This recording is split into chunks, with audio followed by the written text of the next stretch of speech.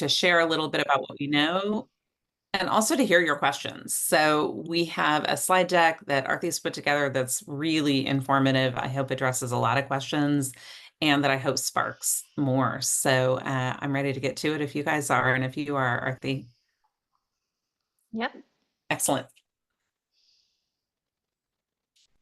All right. Did the next slide show up for y'all? Is the screen sharing? Just wanted to make sure. Okay. Lynn, would you like to go over our objectives for our I'm happy to go conversation? over our objectives, and for some reason, I'm not Great. seeing the slides.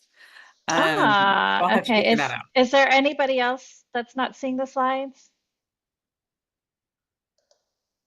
Okay. So Lori, you're Just me, seeing the I'm really slides, good at right? that kind of thing. So, Okay. yeah. I also have it Oops, up in sorry. front of me, so I will pull my own Okay. personal Okay, slideshow we're up and on then figure slide it out number while you're 2. talking.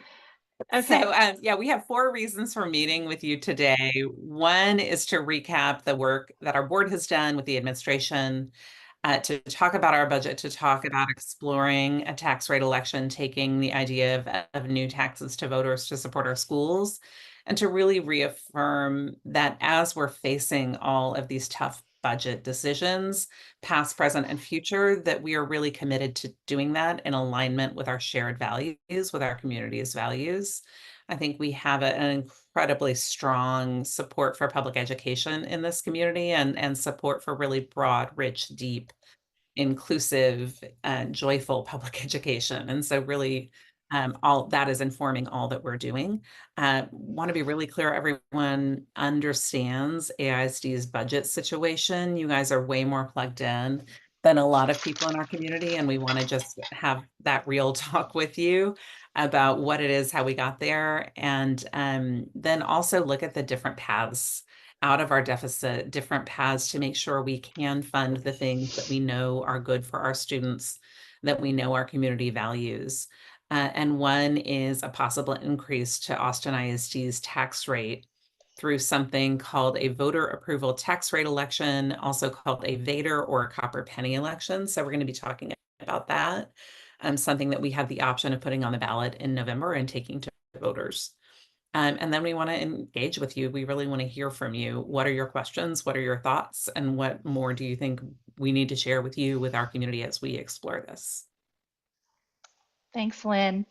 So I'm going to talk about the first objective here, which is to really tell you all what it's been like the last couple of years on the board. It's been a bit of a roller coaster, but I will say I do feel like our board is stronger than ever, and I feel like there's a lot of alignment with our board and administration, which is really refreshing. And it really, for me personally, I'm more optimistic than ever, which sounds really strange considering the climate we're in. But I truly am more optimistic than ever that we have the right people in place to navigate us through this really interesting time with the state ledge and our financial situation. So I'm going to tell you a little bit, just a quick recap. So our board was reconstituted with 4 new trustees, all former teachers, about 2 years, almost 2 years ago.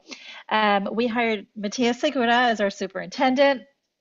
First as interim, and then we hired him as a permanent as well. He was my 4th superintendent in 5 years, and we gave him a 5-year contract because we want him to stay. We really need some stability in the district. You may recall that during COVID, we lost about a third of our teachers, and so you all felt that. I felt that. My kids felt that. She didn't have, teachers in some of her key classes for a while, and I know that story is shared with many of you. So we actually gave a 7% raise to our staff. We increased the minimum wage to, I want to say, is it $20 an hour or 21, Lynn? I can't remember. It was 20 last year, 20. and part of what we approved in this new budget is an additional increase to bring it up That's more right. if the tax rate is approved. But we hit That's 20. right. Yes. So and that was a pretty big increase because before that it was around 16 or $17 an hour. So it was, that certainly has helped. We want to keep our people.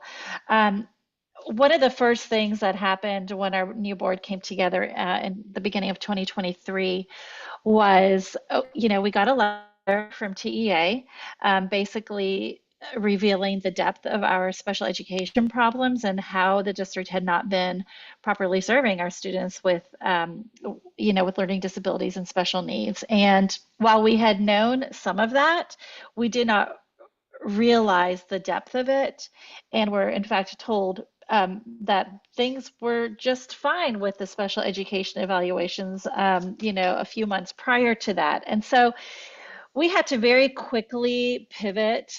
When we hired Matthias as our interim, we told him what was going on and made sure he understood what he was getting into before committing to the job. And we really, part of our interview process, honestly, was asking him, "What are you going to do to fix the situation?" And he gave a very solid plan that we, as an administration, as a district, as board, and as honestly as a community, implemented very quickly. We have met all the milestones as a district, and right now, 99% of our initial evaluations are completed on time. When we started all of this, we were about 1,800. We had about 1,800 overdue initial special education evaluations, which is not good. But those have been caught up. We were able to avoid a conservator, which is what TEA initially recommended.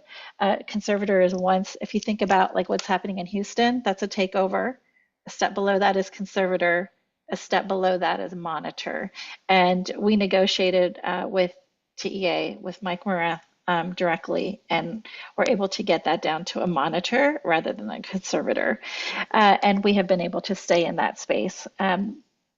This month, we will achieve a big milestone with the board's Lone Star governance works. I'm really excited about that. Um, we have increased our teacher recruitment and retention. Last month, we adopted a scorecard that I feel like will really allow us to more closely track not only, test scores and things like that, which we are required to do by the state, but it will also allow us to track things like deep family engagement. Lynn was a huge advocate on getting that in the scorecard. Middle school math was another area that we are now going to be focusing on more clearly, particularly with Algebra 1, kids taking Algebra 1 in middle school. We have a new biliteracy goal as well, and early learning assessments. So you will see in this new scorecard, it really does reflect the values I feel of our community really well. And I got to give kudos to the board and to the administration for really listening to the community and working through this. So we have this really as one of our guiding frameworks as we move forward.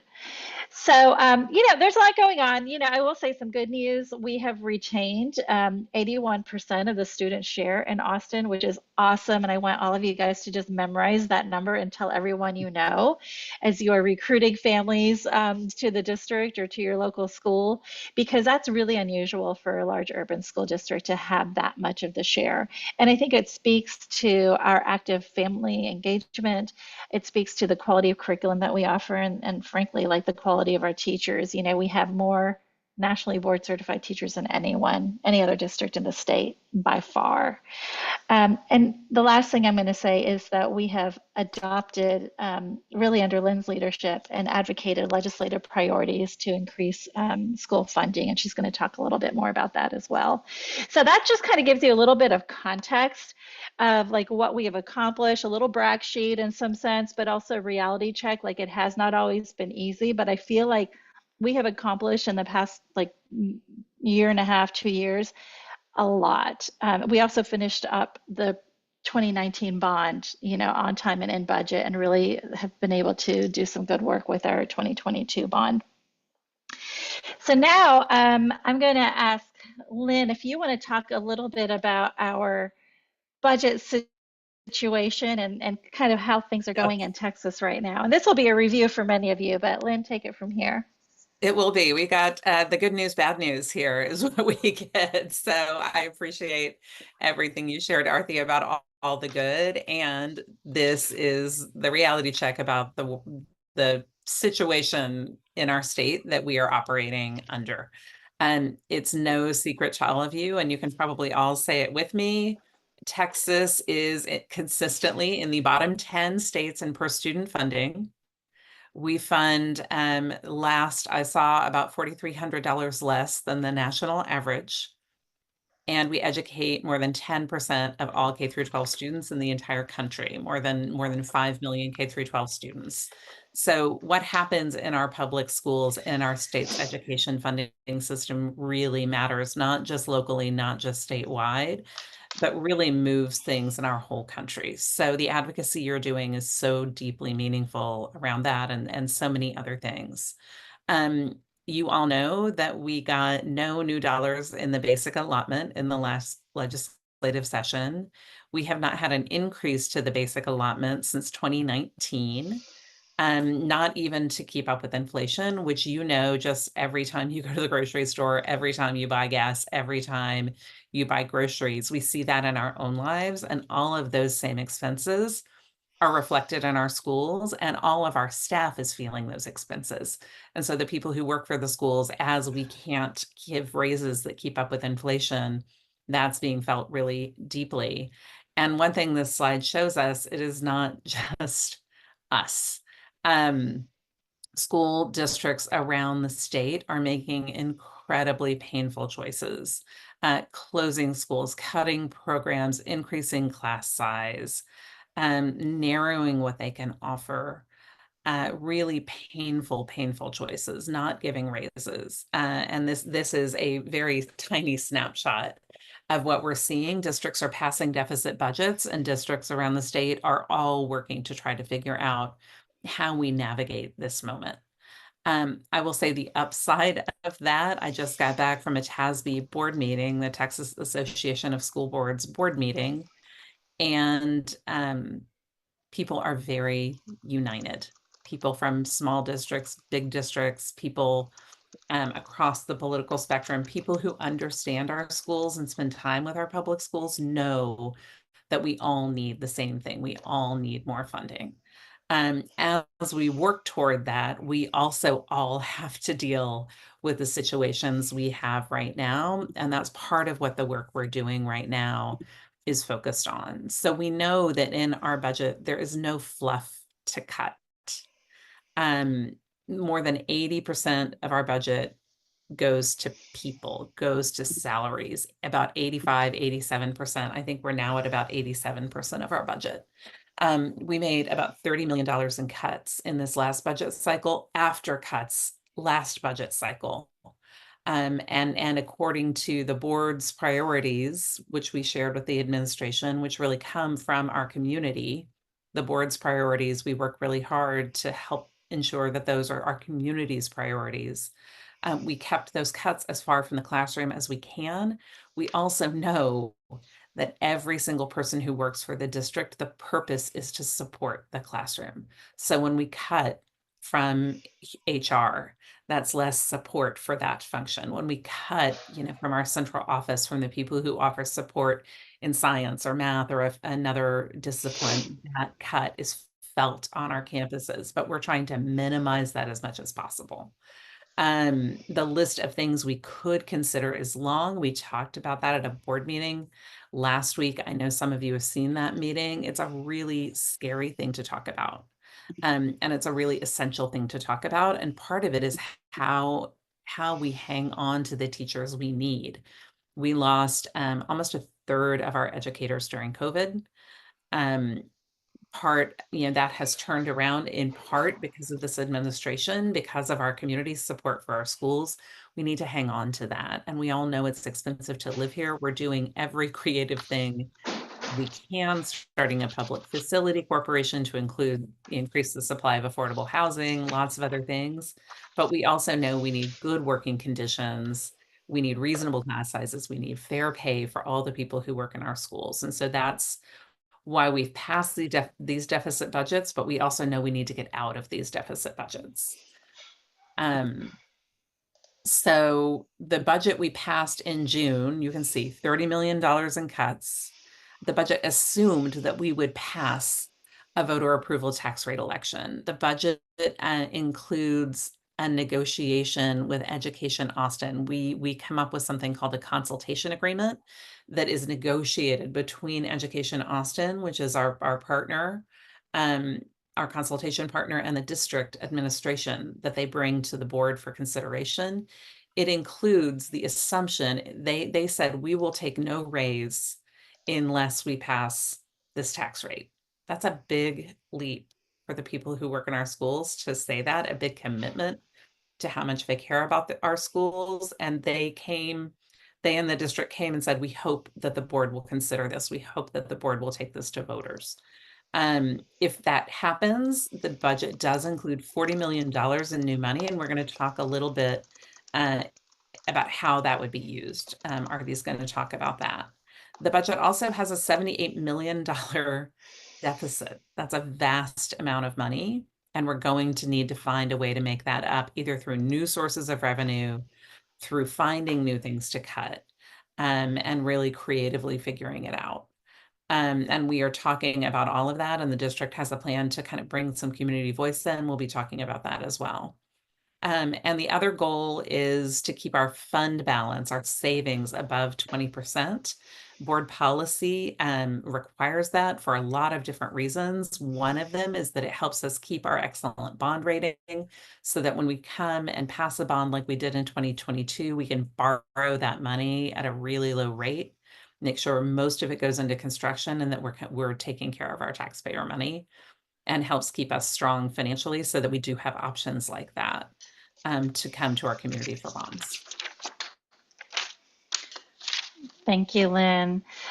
So I wanted to also welcome Dr. Jacob Reach. He's joined the chat as well on the Zoom. And Jacob, feel free to answer questions in the chat. That would really help us out. So he knows more than I think all of us combined about how all of this works. He's a walking encyclopedia. So, all right. Thanks, Lynn. I am going to talk a little bit more about what this VATRE means. And I think we can all agree we hate the name of it. Because it sounds like Darth Vader or something like awful and scary. But it's also, we're also calling it a copper penny election. And if you really want to know the reason behind that, that's like probably a different conversation that does go into the weeds a little bit. But so this conversation is really just part of our outreach as a board before we vote on this on August 15th. Some of us kind of are leaning one way or the other. If you watch board meetings, we've been pretty vocal about that. But it's hard to make a big decision like this without really talking to people and hearing what your thoughts are in it as well. So this is honestly part of this is helpful to us too. We're going to vote on this on August 15th. Originally, it was going to be August 8th, but I think it's going to be pushed to the 15th. And so if it passes the board, it will be on your November ballot. All right. It will increase property taxes for the average homeowner. So currently right now, you all do pay AISD taxes on your homes. If you are a homeowner, this will increase. It's a little under, like for the average homeowner in Austin, assuming a house value of about 500, I think it's about $550,000 of a home value. It would increase your AISD portion of your property taxes to about $34 a month. And AISD would still have one of the lowest tax rates in the state. So that's important to know. It will increase our recapture by 16% if we proceed with this copper penny election. And that is probably one of the biggest downsides of it is, most of the money that we raise through this copper penny election would actually go back to the state, and it would increase our recapture. At the same time, it would bring a net increase to AISD of $41 million per year, about $560 per student, and we can do a lot with that. And that is just how much we need this. I would say not we, the administration, which is bringing this to us. That is really why they're bringing this to us, because they have identified, as I've listed here, number 5, some really specific needs. One is to continue to pay for raises. The district recently did a study with the Texas Association of School Boards to see, it was TASB, right? Or was it TASBO? One of those. The salary was TASB. Okay, it Yes. was TASB to Yes. see if our salaries, our compensation for all of the different levels of our staff was appropriate, like benchmarked against other districts and things like that. And we do have some areas that we really need to fix our pay schedule, and so that $41 million, almost half of it would go towards that, 17.5 million. About 3.5 million would go towards providing direct services to students in our highest need areas. So a lot of that is going to be like coaches, content and instructional coaches for teachers who work with the students, content interventionists, SPED staff, and also mental health services. There is a huge need for that as we are, you know, the district is really fixing. I, their special education, but as we are getting more students who are identified with learning disabilities, we have to make sure that they're getting the services they need. And so that's a big part of this. And also to reduce our deficit. As Lynn mentioned, we passed a budget with a $78 million deficit. So this would reduce that deficit by about $20 million, which is really important for our, to as we are fiscally responsible, organization. So those are some of the basics on the slide on what this VATRE or copper penny election is. And this, I know this is like really boring and like a lot of numbers here that are not that may not make sense immediately, but I'm going to make sure that you guys get this slide deck and have more time to review it, and we'll answer your questions too at the end. But there are a couple of pathways out of our deficit. Remember, I said we have a $78 million deficit. That's assuming we adopt and that we pass a VATRE. If we don't, we're actually going to have a $99 million deficit. So want to make that really clear. Either way, we're going to have to make a bunch of cuts. It's just one is better than the other. And so this table here really kind of lays out the options before the board. One is that we pass this tax, this VATRE, or copper penny election. The second option is we don't. Either the board doesn't adopt it or it does and it goes to the voters and it doesn't pass. So here we've laid out what the pros and cons are there. The third option is we do nothing, which is probably not recommended. And we would probably run out of money fairly quickly. So we are going to, so let's talk about option one, which is what the administration is recommending. If we pass this VATRE, to recap the pros here, it would bring $41 million more to AISD, about $560 per student. Think about what your kid would be able to do, or what kind of difference that would make in their services. It's not nothing. It's pretty significant. We would have to make cuts, but it would be $78 million as opposed to $99 million. Our staff would get raises, which is absolutely critical in making sure that our students are meeting their outcomes and get the curriculum that we think they deserve. And our deficit would decrease. And that's really important because our deficit is one of the, and like our savings that we have, which we call fund balance, is one of the factors that the bond rating agencies and lenders use to determine, our ratings and our rates and things like that. So it is really important for this board and the administration to make sure we have the very highest ratings. And to do that, you have to have like a small deficit or no deficit, and you need to have plenty of savings, at least a certain percentage that has been identified by the board, which is, I think, 20%. Okay, the cons of passing a VATRE, we'd still need to make big cuts. We would increase recapture by 16%, which is $130 million. And there's a cost to the taxpayer, to, the average homeowner, like I said, would be paying $34 more a month. So that's the option that the administration is bringing to us. Um, there is also an option to not pass a VATRE. And the good things about that is, taxpayers don't have to pay more taxes and we wouldn't be increasing our recapture. So if you don't love the idea of giving more money back, giving more money to the state, this will probably resonate with you. But there are significant cons as well. It means no new money to AISD, which would mean more cuts, $99 million in cuts now. No raises for our staff, which is bad for our staff, but it's also bad for us as a district because we will probably lose staff and would have to go out and try to recruit more, which costs a lot of money and also impacts, you know, um, our school communities. They would, however, get a $500 one-time stipend. That's something we negotiated with, or the administration negotiated with Education Austin. Uh, so we would, like I said, likely lose staff and our deficit would grow, which is definitely not a situation we want to be in. And the third option is really to do nothing, and that's really fiscally dangerous. It's not really an option. We have to make cuts, and the way we're trying to think about that is not just so negative with like cut, cut. Like we're not going to just cut our way out of this situation. If we did, we would just have like a skeleton of a district left in some ways. Like I'm saying this as a parent, really. Like I think about all the programs, my child and her friends and classmates would not have access to, and kids across the district.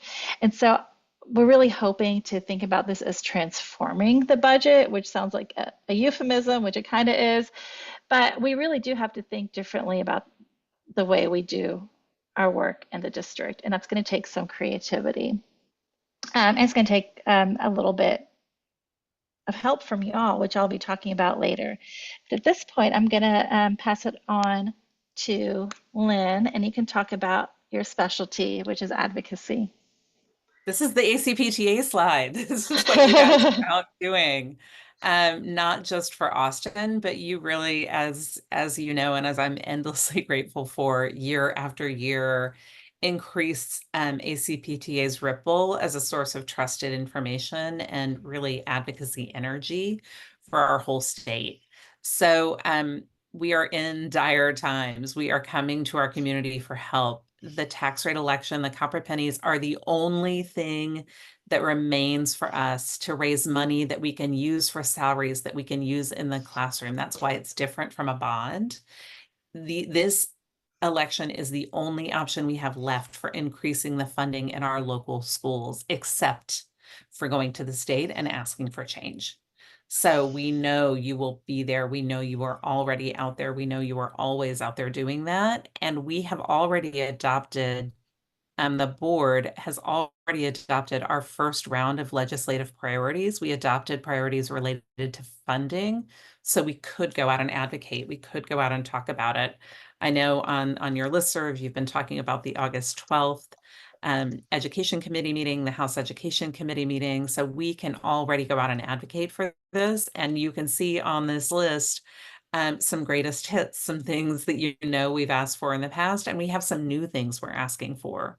One thing we're doing is we're calling, we also proposed some resolutions to TASB. One of them is calling for a study of how recapture impacts housing affordability, calling for some new approaches to recapture that consider not only the property tax wealth in a community, but considers the economic need of students in a community.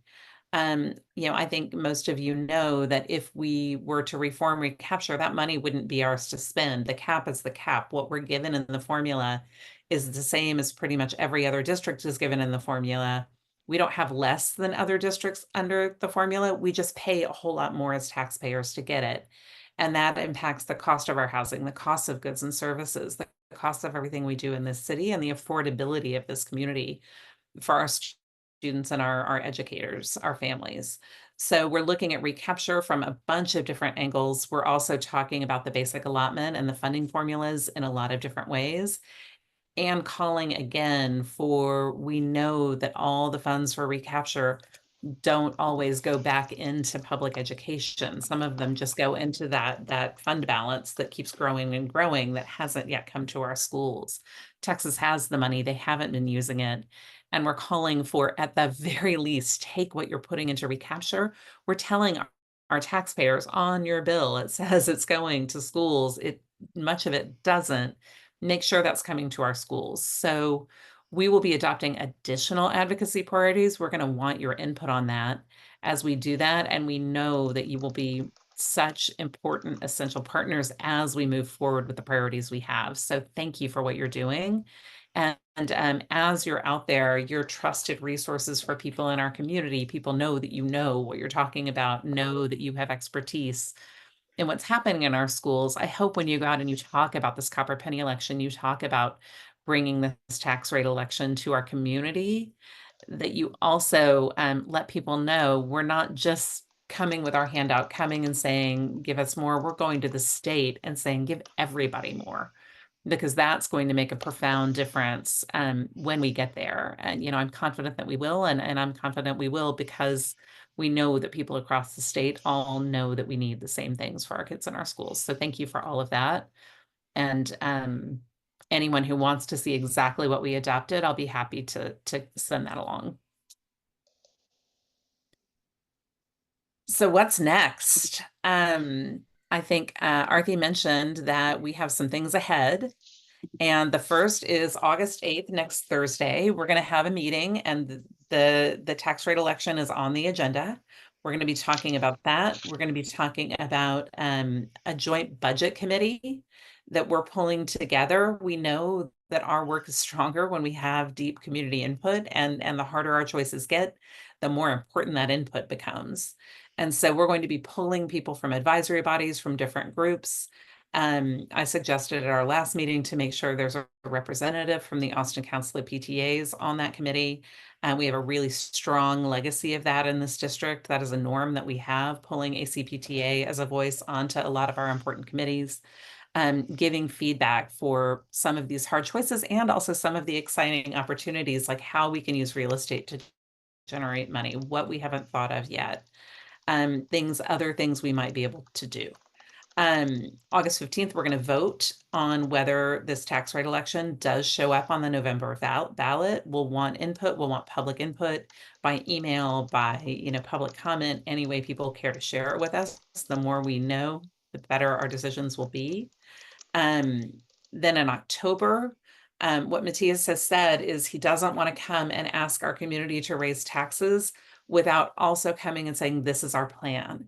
And so the beginning of a budget transformation plan to really figure out what can we reorganize, how can we rethink what we can, that will come in October with some proposed ideas for cuts. And then November is the election. And if the tax rate election passes, the raise for our staff will be retroactive to the beginning of this school year. So they won't have to wait until it passes and tax money starts coming in. The promise we have made is that if it passes, they will see that money in their paychecks from the very beginning of the school year, that will go back and make them whole for that. So that's what's ahead. And then next slide is Arthi will share what you can do, because I know that is always your questions. That's right. So there's a lot. Feel free to, I put the link to this presentation in the chat, so feel free to share it with your PTAs, and let folks know that this is happening. You can invite your trustees to your PTA meeting so that we can answer questions that you might have as well. The district is going to be doing 2 community engagement Zooms, which you've probably been getting some texts about. I encourage you to go and let your friends know that those are happening as well. As somebody put in the chat, like, yes, there is going to be, we do need to educate folks before asking them for money. And this is really what we're hoping to do, is kind of demystify some of this. We do have 2 meetings coming up, August 8th and 15th. As always, you all are welcome to do public comment. Everybody who wants to do public comment has to call a phone number to do that. If you just Google public comment AISD board meeting, you should be able to find that number, or if someone wants to put in the chat. You could do that. So public comment, what it allows us to do is, you have 1 minute. You can either do it in person or record a comment on the phone. It allows you to share your message with all 9 trustees, plus the administration, plus anybody else who is watching. So it's a really good, if you feel strongly one way or the other, it's really an opportunity for you to share that in a more public way. If they're so that's it's a great advocacy tool, honestly. Uh, so I've seen it used very, very effectively. Or if you just have questions, or if you want to, if you have, if this gives you feelings, public comment is a great way to make those feelings known. So the last two board meetings we've had, we did have a lot of discussion around this. I would encourage you to go to AISD's Vimeo page or YouTube page or even Facebook, and all those meetings should be online. You can watch those. Sharon Vane has done a great job of recapping those. So thanks, Sharon. Shout out to you. Also, email the trustees as always with your thoughts on this. Um, the district, as Lynn mentioned, is putting together this ad hoc joint committee. In addition to, having folks who's already serve on committees, every trustee has the opportunity to appoint somebody to it as well. So if you think this is something you have the capacity to do and interest, and really have a good understanding of the overall district needs and want to have a say in how we make these decisions. This is really like an advisory role. You aren't going to be making decisions, but I think it is a way to make recommendations and a sounding board for the administration and the school board. They are going to Zoom 6 times over the next 2 months. So that is an option for you as well. Obviously vote. And ACPTA, it does have an opportunity to endorse or not on this. It would require a vote of your PTA, of your individual campus PTAs. So I'm sure Lori could tell you more about all that if that's something you're interested in. And, while there is a lot of seriousness. This is a pretty grave situation that we're facing, and as Lynn showed in that one slide of Texas, it's happening everywhere. And just FYI, I just came back from visiting Oakland, California, and toured their school district there. This is a school district that's much smaller. Well, it's about 55,000 students, so about 20,000 students smaller than AISD, and they've closed about 10 schools in the last few years. And it's been really hard. So I'm just saying, like, it's not just in our state, it is nationally. People are making way more dramatic cuts than I think even what we might be thinking about in some ways. So we will get through this, but it's going to really require us working together and having a really open mind, and maybe letting go, at least for me, I'm trying to let go of some of my like very strong feelings on certain things, and just really trying to be as objective as possible, like what is going to be best for all of our kids, and listening to you all is part of that. So I really appreciate this opportunity, and I am confident we will get through this, and we will be able to retain what makes the AISD special. That is our goal. So That is our goal. that is our goal. So now we will open it up to Q&A. And so Jacob, you might be want to get ready to answer some of these questions in case we need you. But yeah, Lori, how would you like to do this? Well, I'm not sure if Crystal's on the line. Crystal, are you on the line? Sorry, she may or may I'm not. here. Sorry. I'm wondering if you can help pull out some questions out of the chat, and even if they've been answered, I'd like to go ahead and make sure that we're verbally kind of, going over the answer, and hopefully it'll be shorter. But Crystal's kind of, I'm in my second year as PTA president, and if you don't know, you cannot return in the same position after you've been in it for 2 years. And so we are already, Crystal has expressed an interest in being president.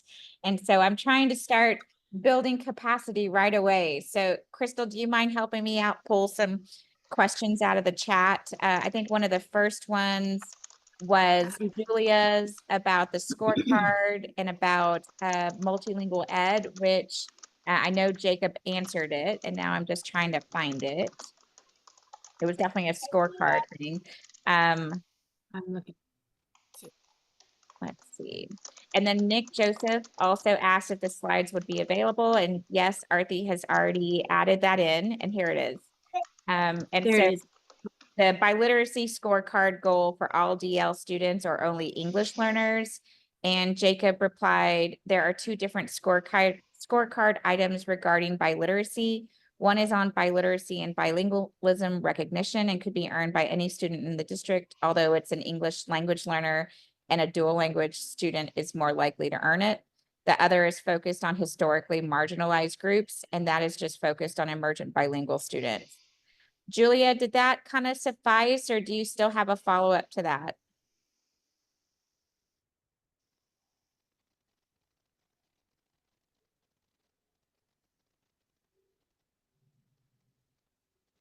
I'll give Julia some time. Sorry, that's good. Thank you. Okay, thanks, Julia. And then Crystal, you want to take my question?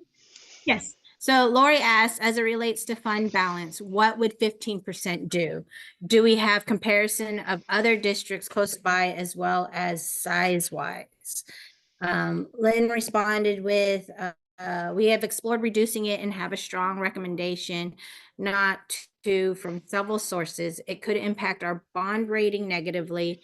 Currently, people line up to buy our bonds, which is an important source of strength. It could also risk putting us into a situation at certain times of year, right before tax collections start to come in, where we could have to borrow to pay salaries.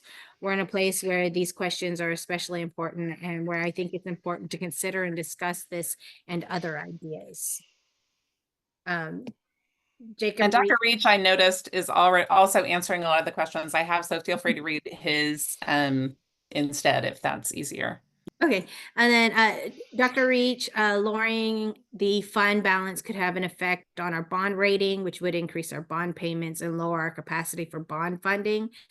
This is complicated, however, and a bond firm would not be willing to say, we would do X if you lowered your savings percentage. So I can't say what it would do exactly. We do believe it would lead to a slightly lower rating. However, lowering also hurts us with covering payroll because we are a property wealth. We do not receive state funding the same way as other districts. We use our savings for part of the year to make payroll until we get funding from TCAD for our property tax. That allows us to replenish our savings as we have our savings in interest-bearing accounts. So lowering the amount would lower the amount of interest we earn from our accounts.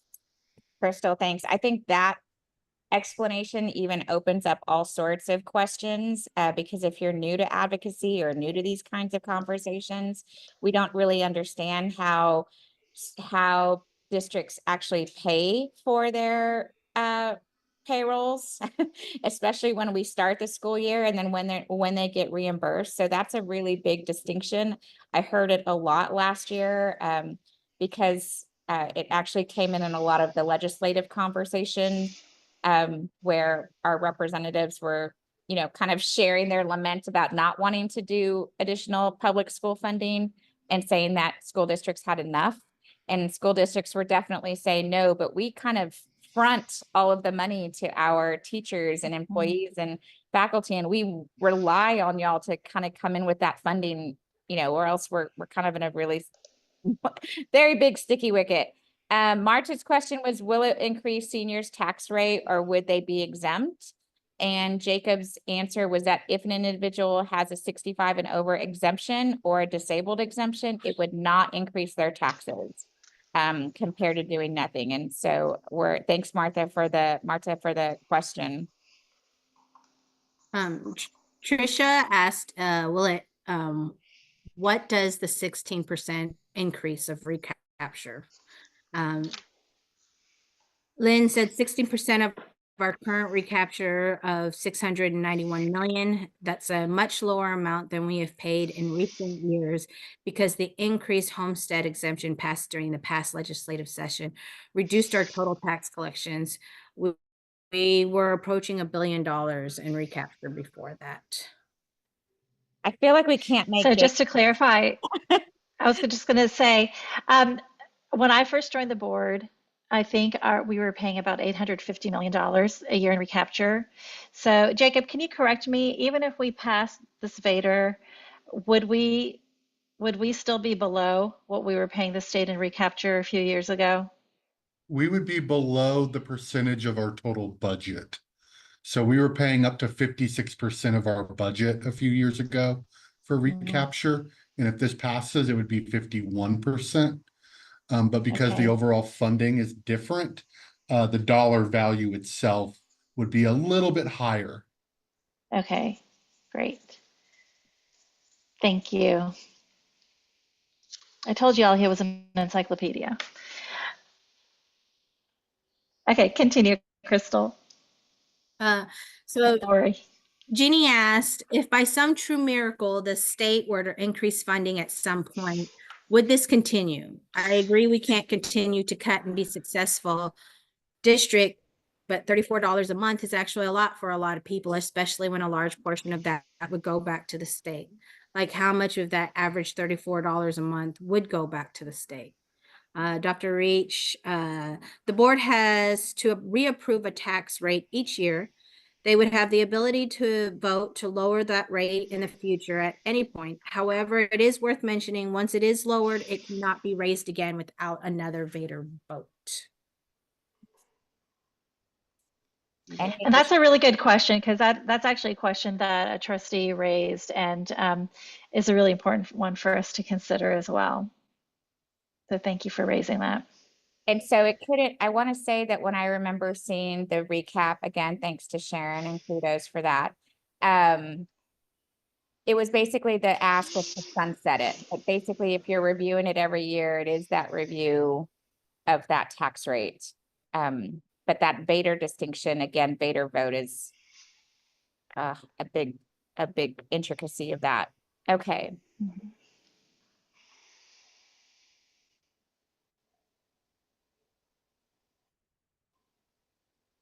And Daphne asks, has other districts passed a VATRE?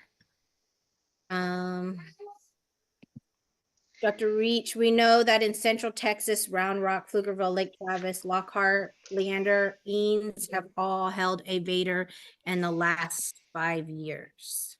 Districts like Pflugerville, Arlington, Plano, Fort Worth are all already at the highest level possible, which would also be at if a VATRE were approved.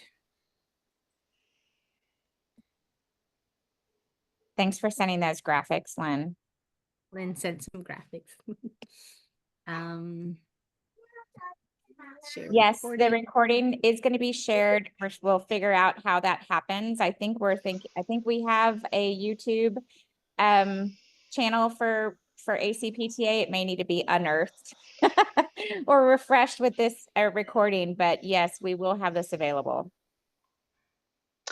And I don't know, did we talk about how a VATRE was different from a bond? And you're muted. We touched on it a little bit. I think that's a Okay. really important, and I'm actually typing and answering Sharon's question about that in the chat, asking on behalf of the community, where bond funds, we came to the district in 2017, again in 2022, asking for bond funds, which voters approved, which ACPTA really got behind. And in the same way that ACPTA both times got behind it and offered formal support for it through local PTAs and then through the council, the same could be done for a tax rate election if there's interest in doing that, to take a formal position on it one way or the other. So a bond can only be used when we were talking about the bond, people said, well, can we use it to pay teachers? And our answer was always no. We can use it to build buildings. We can use it for certain maintenance. We can use it to buy school buses, to buy technology. But there's a short list of things we can use a bond for and a very long list of things we can't use a bond for. So a tax rate election, what this does, we have two tax rates, the maintenance and operation, which is your main taxes that you see, and then our bond funds, which are interest and sinking. The bigger bucket is that main tax rate.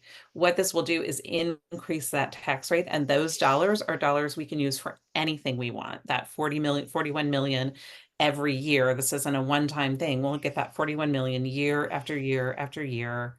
And that can go to anything we need for it to go to. So when we're talking about $560 per student, the plan right now is that's how we're going to give people raises.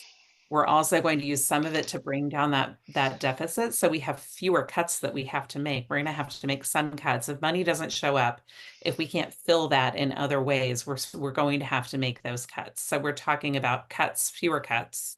And then as that money comes in, we're also going to use it not only for those raises, but we have a plan to increase our special education staff further, which is badly needed, to increase our instructional coaching, which really supports our teachers, especially as we have new teachers coming in, and that supports teacher well-being, teacher effectiveness, teacher retention, to have that coaching. Teachers have really said that's really important. We invested at our Title I schools last year and really saw impacts from that. We're also going to invest some of that money in mental health services for our students. Our community has spoken so loudly about that. The state of Texas, you may know, I think requires about a 450 to 1 counselor ratio. Austin ISD has more counselors than that. We have about 350 to 1. The national recommendation from the counseling professional organizations is about 250 to 1. Mental health services are really important, and some of that money would also go to that, in addition to cutting our deficit. So it's different from a bond because we can use it for things that go beyond those buildings. It doesn't mean we wouldn't come back when and bond funds also expire. It's not they cycle and then you've sold your bonds and they get paid for, and then you have that new bond capacity. This would be there, and we have to repass our tax rate every year. I saw someone ask that question, and we have to approve a new tax rate every year. And if we do get more money from the state, we could always lower that tax rate. There's also the possibility, and this is something on our advocacy agenda, we haven't talked about the difference between golden pennies and copper pennies. When we talk about a copper penny election, we're already using what we call our golden pennies. Those came to voters a long time ago. We keep every bit of that money in the same way we keep our bond money. And the state has a history of taking copper pennies sometimes and converting them to golden pennies. And so it is possible that if we pass this, some of those copper pennies would automatically turn into golden pennies. We would keep a lot more money, and that recapture would go down. And that's one of the things we're asking the legislature to do, is to give districts around the state that option of having more pennies that are not recaptured. And they have a history of doing that and making that a priority. So I will absolutely hope that if we put this on the ballot, if it passes, that happens this coming session. And that would instantly kind of give us a beautiful boost that would give us a lot more opportunity for our kids and our teachers. Lynn, can I interject here? Thank you guys so much. This has been so informative, and I don't want to, make it drag on. I just want to make a point that, number one, we can educate as PTAs. We can and should be educating about all of this, regardless of whether we take a position on the tier. So just be aware of that you don't have to take a position to educate. And I'll talk to Trisha after this, but I imagine there's a lot of good information here that we're going to add to our Did You Know activities. So I just wanted to throw that out to you guys, that this actually is a really great opportunity for us to educate the whole world on this financial system that our schools are struggling under. And so don't hesitate. Just because you may have strong feelings one way or another, don't hesitate. It's an opportunity to share information. And thank you guys. Yeah. So I don't know what's going to happen now. I want to do a time check. It's 1 o'clock, and there are so many great questions that we won't be able to like talk out loud. I think one of them hasn't been answered yet that I see. So we'll raise that up, but I want to ask maybe for 10 more minutes of your time. If you need to go, absolutely go. Again, we're going to record this to the end, and we will save the chat and be able to share the chat and share the presentation slides. I think one question that Amanda has, and that I kind of had yesterday, like, what would be the campaign if we just all wrote $35, like did some sort of pledge of $35 a month directly to Austin Ed Fund? Would that be like, it wouldn't be, I think the things we hear the most or that we're seeing lately is that no one wants to pay more money into recapture. No one wants to give more money to the state so that they can continue to skirt their responsibility. And so sometimes it's just better to send that check directly to our schools or through a different vehicle. Does that exist?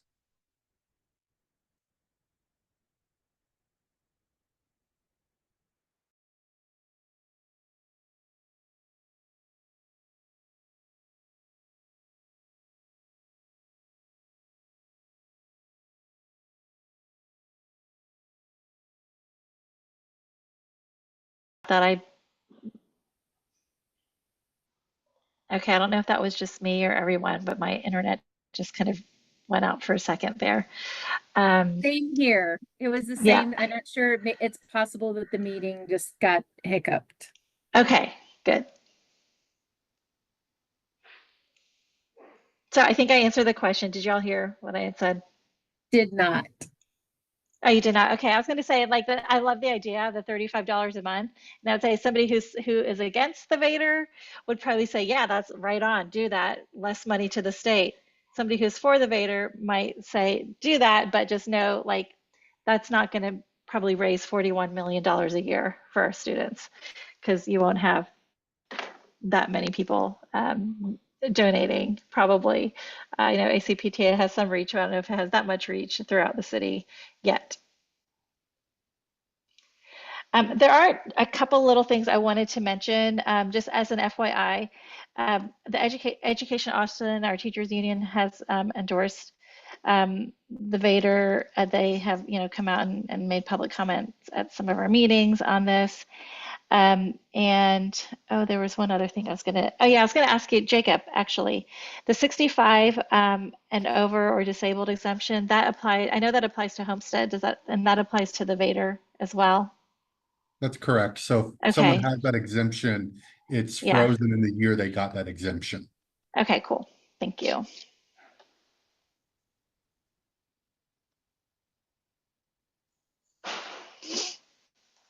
Any other questions?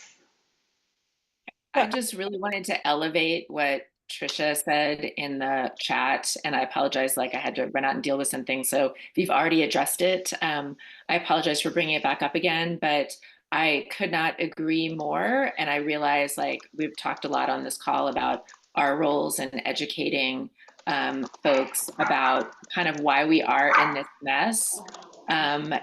Not mess, why we're in this situation where we would need to call for a VATRE. And, it can be hard for those of us that like talk about this a lot and follow it. And like you're in the bubble and you're like, oh my God, yes, like we need that $41 million. I totally see it.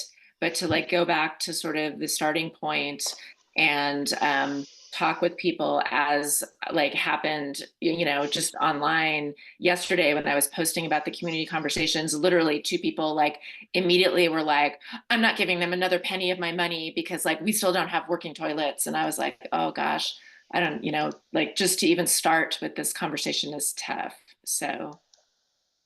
It's tough. I really appreciate Sharon and Trisha and everyone who's brought up. I know Jeannie has mentioned it in the chat that it's a hard hill for people, right? And people don't understand the complex system. People engage with the district or with public education in general through their school, through their classroom, through their child often, or through what they hear out in the world. And they're part of why we are in this situation is there are a lot of people out there who do want to see our public schools fail and who are telling a narrative that schools are spending wastefully, that we're in this situation because we mismanaged ESSER funding.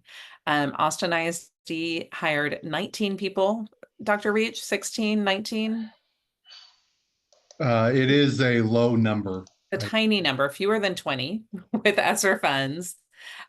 Those positions have either been eliminated, wrapped into district work, or funded with grants now. We are not in this situation because we mismanaged our ESSER funding. The state held an immense amount of ESSER funding that was intended to come to schools. We are in this situation because our state is choosing to put our public schools in this situation. And, you know, people imagine there's just an immense amount of fluff to cut. People talk about central office. We have a state rating, a state ratio that shows our central office is well within gamut of where, you know, it should be now. It wasn't, and now it is back again. Even if we cut every position, if we eliminated our entire central office, it would save us about $26 million. That's not where we're spending the majority of our money. It's in the campus, on the classroom. We could get rid of teacher planning periods. We could increase our class sizes. We could get rid of school nurses, which are not required by Texas law. We could get rid of librarians, which are not required by Texas law. So it's a very complex thing to communicate to people, and it's a really painful thing to communicate to people when we see that tax bill. And that's why, you know, we don't call for ending recapture. I think as a community, we understand that funding schools everywhere matters, but the system is so far beyond what it was intended to be and so far out of gamut and hits Austin in a way it doesn't hit any other community.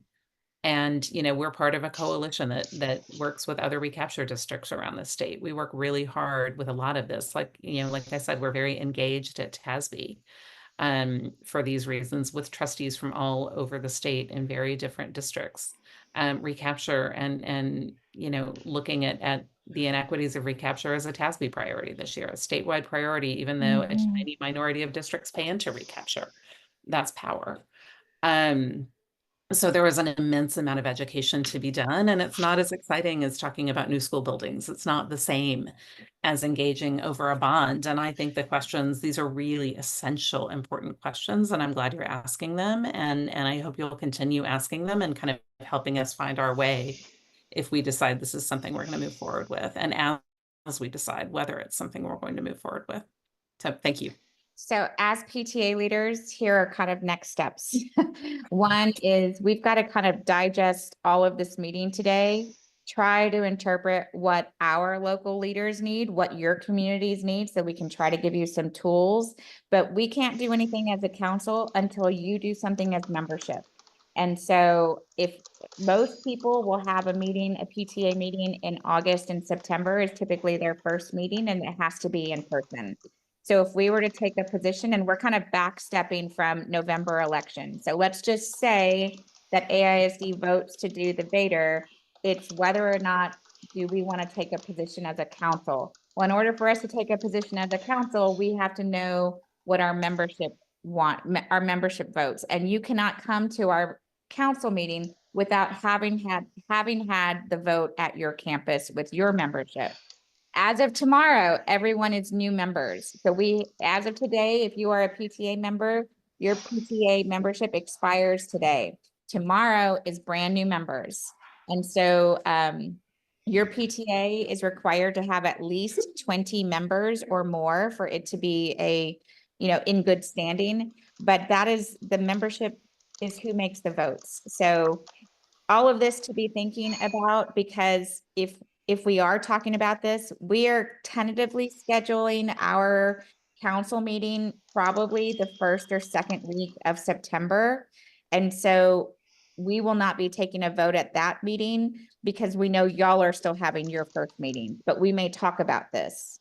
And what we could call a special meeting. And that's what we did last time when it related to the bond. We said, here's all the information. Here's what you need at your first meeting to take a vote at your meeting. We will call a special meeting X amount of days later, and hopefully you will have, either heard yes or no. And that's kind of next steps. If we decide to do it as a council, as in the case of the bond, then every PTA now has freedom, regardless of whether or not they had it as their membership approved, to share, because this is now a council position. I hope it's kind of unclear, so feel free to ask questions, but I did want to make sure that we mentioned that in the course of this meeting. And does that seem right, advocacy chair and training person, the way I explained it? I think so. It sounds right to me. All right. Thank you. Thank you. Can I end with one key takeaway for y'all is like I said, we will get through this together. Either whether we do a VATRE or not, we're going to have to make a lot of cuts, and they're going to be uncomfortable. However, work with us, help us, help us stick to our values as we go through this, because you're the ones that really are key, and us knowing what those are and what we really need to protect. But we can't not do anything. We're gonna have to make, like, if we pass a VATRE, it's $78 million in cuts, but our teachers and staff will get raises, we'll have big investments in mental health and special education, and we'll get to reduce our deficit. Without the VATRE, we cut $99 million, and we don't give raises and all those other things. So there's one slide that captures the two differences, and that kind of, in my mind, is what I keep going back to, the key differences in our options. But we're available to answer questions as we move through this decision making together. Yeah, thank you all for all that you do and for being a voice of information and facts, and so trusted in so many ways. Really appreciate all that you do and what you have to tell us, and what we know you'll take back to all the communities you're involved with. So thank you so, so much.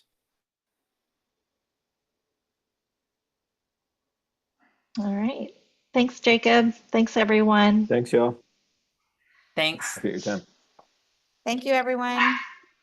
Thank you. Bye. Thank you. Bye. Bye.